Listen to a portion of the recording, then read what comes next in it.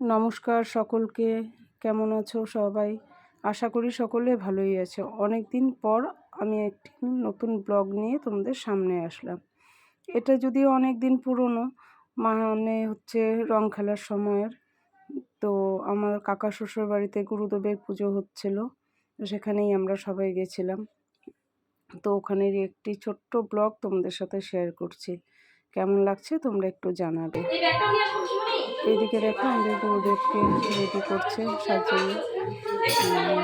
আমরা সকলে এখানে উপস্থিত ছিলাম। তো আমার কাকা শ্বশুর বাড়ি আসলে মালদাতে, আমরা এখানে আলিপুরদুয়ার থেকে মালদায় গেছি ওখানে পুজো দিতে। তো আমরা সকলেই ওখানে গেছিলাম। আর পরের দিনই ছিল রং খেলা, আর যেদিন পুজো হচ্ছিল সেদিন ছিল দোল উৎসব।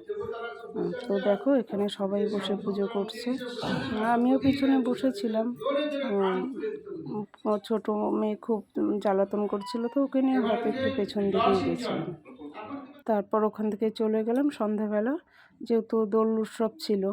তো সবার আগে তো মানে আমি যাকে সব থেকে বেশি মানি, আমার ভোলে বাবা, তার পায়ে আবির দিতে গেলাম। ননদ নিয়ে গেছিলো, ওদের বাড়ির কাছে একটি মন্দির ছিল, ওখানে গিয়ে যে দেখো আমি রং দিচ্ছি ভোলেনাথকে।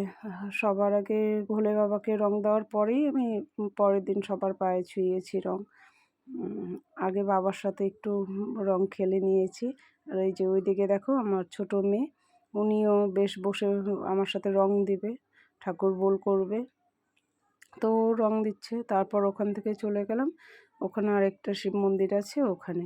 যদি তোমাদের ব্লগটা ভালো লাগে তো অবশ্যই লাইক করে দিও।